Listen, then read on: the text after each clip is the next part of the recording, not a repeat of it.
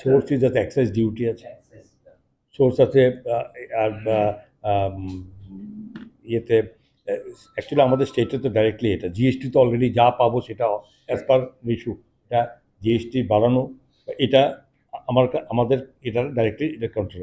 But GST কেউ ফাঁকি দিচ্ছে কিনা সেটা আমরা দেখার দায়িত্ব আমাদের আছে।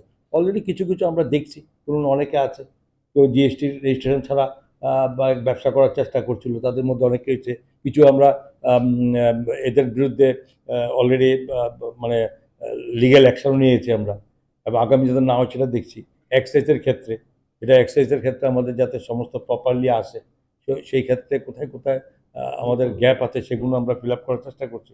আপনারা জানেন যে আমি ফাইন্যান্স মিনিস্টার বা 1-2 মাসের মধ্যেই আমাকে আমি ফিজিক্যালি ভিজিট করতে হয়েছে আমাকে নর্থ ত্রিপুরাতে। সেখানে বিভিন্ন জায়গায় কোথায় কোথায় গ্যাপ আছে সেগুলো ফলো আপ করেছি, এবং সেগুলো যাতে বন্ধ তার ব্যবস্থা অনেক করা হয়েছে।